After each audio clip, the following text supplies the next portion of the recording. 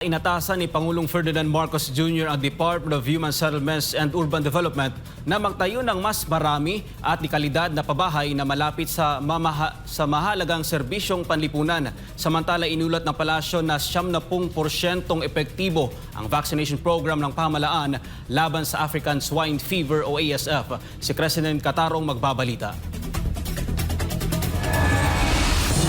Nakipagpulong si Pangulong Ferdinand Marcos Jr. sa mga opisyal ng DSUD na pinamumunuan ni Secretary Jose Ramon Aliling kasamang iba pang kaugnay na ahensya sa Malacanang Palace nitong Lunes. Ito'y upang talakayin ang mga catch-up plan ng Expanded Pabansang Pabahay para sa Filipino Housing o 4PH program at ang mga update sa iba pang inisyatiba sa pabahay. Ayon kay Presidential Communications Office Undersecretary at Palace Press Officer Claire Castro, layunin ng Pangulo na matiyak ang maayos na kalidad ng pamumuhay ng mga residente sa mga pabahay ng pamahalaan. Inatasan anya ni Marcos Jr. ang DSUD na magtayo ng mas marami at dekalidad na pabahay na mas malapit sa mga lugar ng trabaho, mga terminal ng transportasyon at iba pang mahalagang serbisyo para sa kapakinabangan ng mga pamilyang Pilipino.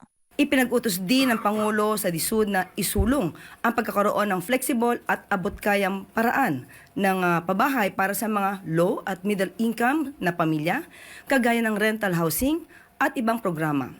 Mas simpleng proseso para magkabahay. Ipinag-utos din ng Pangulo ang pagkakaroon ng mas simpleng proseso para makapagbayad.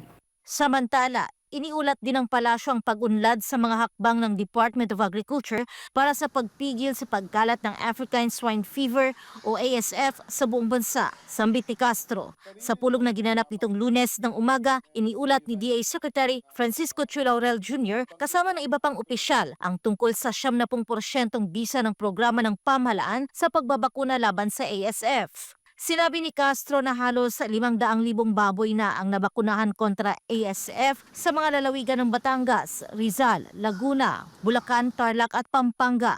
Ayon pa sa kanya, saklaw ng pagbabakuna ang 12 semi-commercial na sakahan, 9 na maliliit na sakahan at isang sakahang pinatatakbo ng pamahalaan. Inanunsyo rin ng Palace Official ang plano ng DA na magbukas ng mega cold storage facility sa Pili, Camarines Sur sa Enero 2026. Mayroon na ring 33 units na ang na-identify ng pamahalaan na mabibigyan ng cold storage facility sa bansa. Para sa Diyos at sa Pilipinas kong mahal, ito si Kersilin Catarong, SMN News.